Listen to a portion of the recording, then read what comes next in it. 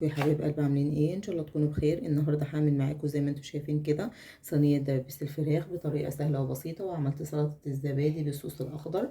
اتمنى ان انتم تجربوها بطريقتي. لو عجبكم الفيديو ما تنسوش تشتركوا في القناه وتفعلوا الجرس. شايفين بقى جمال صينيه الفراخ عامله ازاي، صينيه الدبابيس عامله ازاي، والصوص عامل ازاي. اتمنى ان انتم تجربوها بطريقتي.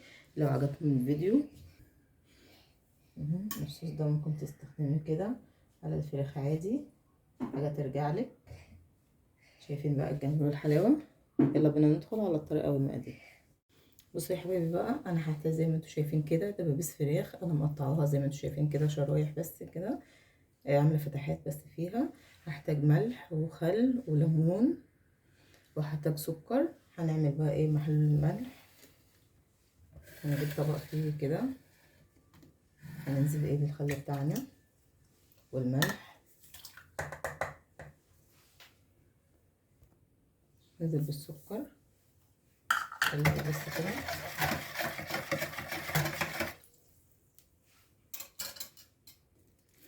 انزل بورق اللورا،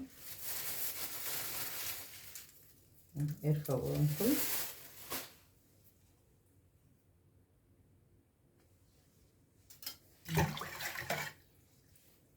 ننزل بقى بالدبس بتاعتنا كده زي ما انتوا شايفين، بالليمون.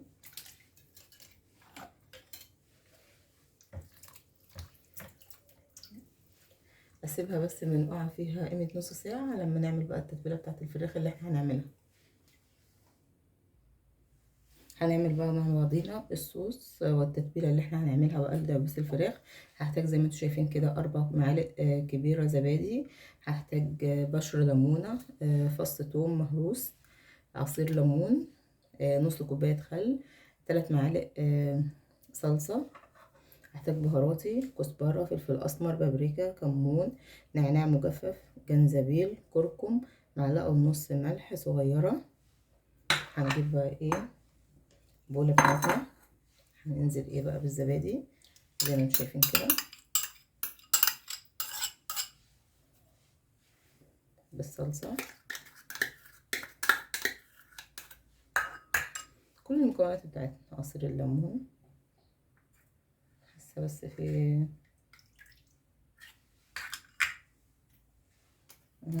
بشر الليمون، الزيت،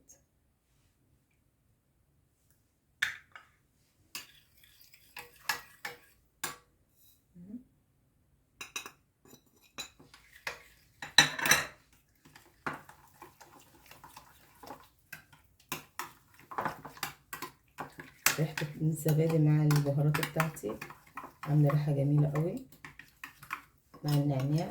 جربوها بس بالتتبيلة دي مش هتستغنوا عنها.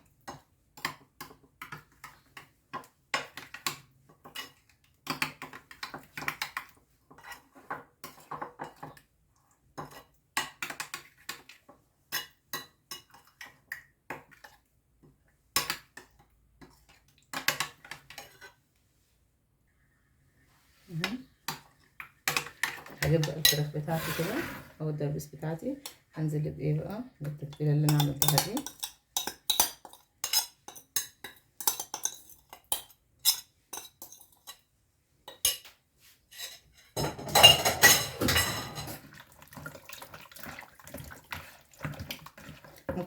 اسيبها بقى في التتبيله دي ليله كامله، ممكن على حسب ما انت نص ساعه نص ساعه على حسب ما انت محتاجاها. بس ليله كامله بتبقى بقى بتديكي مزازه وطعم ما اقولكيش عليها. شايفين بقى التتبيله دي لازم يتاكل معاها صوص، هعمله لكم بالنعناع بالزبادي، صوص خطير. هنعمل الصوص اللي انا بقول لكم عليه. هحتاج بقى نعناع زي ما انتم شايفين كده، كزبره، ليمون، فصين توم، هحتاج زبادي، هحتاج كمون، ملح، فلفل اسمر. هننزل ايه بقى بالكزبره بتاعتنا كده في الكبه بتاعتنا الجميله دي اهو، زي ما انتم شايفين كده. النعناع بتاعنا،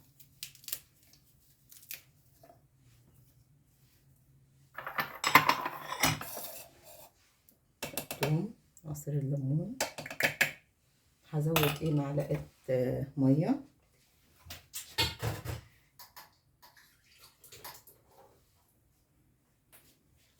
اتحرك معايا بس الكبه. هنزل بايه؟ بقرن فلفل اخضر حر او قرنين فلفل. نجيب الكبه كده زي ما انتم شايفين، زي ما انتم شايفين كده. الصوص بتاعنا كده خلص، شايفين بقى اهو. هنزل بقى بالزبادي بتاعي، انا جايبه زبادي المراعي، كوبايه زبادي.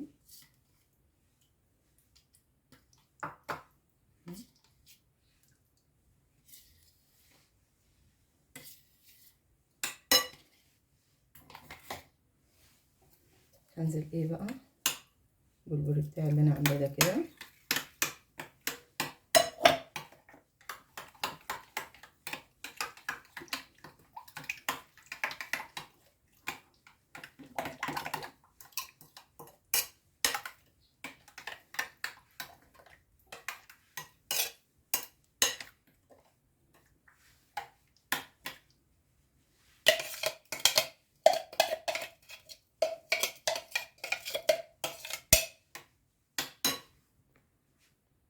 هنزل ايه بقى بالكمون بتاعي زي ما انا قلت لكم كده.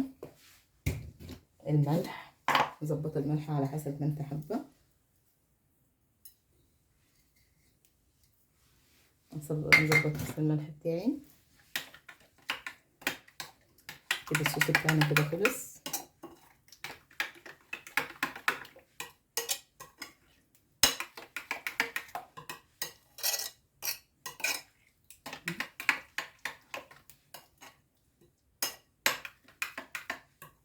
شايفين بقى الجمال؟ بصوا بقى، انا هبدا ان احنا نسويها كده زي ما انتم شايفين. جبت صينيه الفرن، دهنتها زبده زي ما انتم شايفين كده. هبدا ان انا ايه ارص بقى ايه كده من تحت لفوق كده زي ما انتم شايفين. عايزه بس اقدم منظر للصينيه بتاعتي.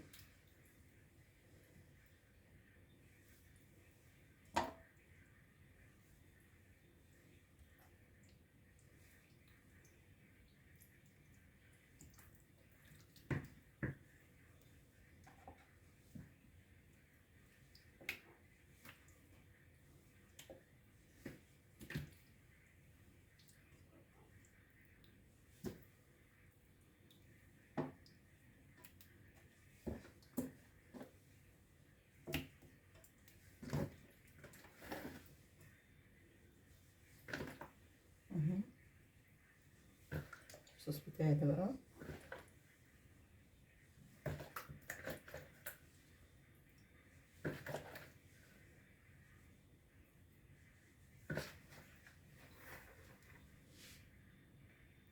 شايفين بقى.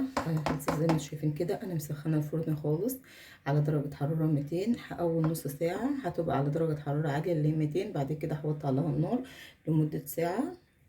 هي على حسب نوع الدبابيس اللي عندك. لو دبابيس كبيره هتاخد معاكي ساعه ونص في الفرن، لو دبابيس صغيره هتاخد ساعه.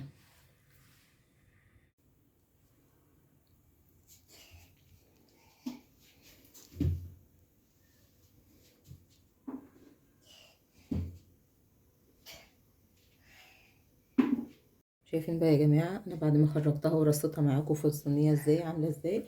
اتمنى ان انتوا تجربوها بطريقتي. شايفين بقى الجمال والحلاوه عامله ازاي. شايفين بقى، وده الصوص زي اللي انا عملته معاكم. اتمنى ان انتوا تجربوه بطريقتي. لو عجبكم الفيديو ما تنسوش تشتركوا في القناه وتفعلوا الجرس. دمتم في رعايه الله وامنه، واستنوا الفيديو الجديد.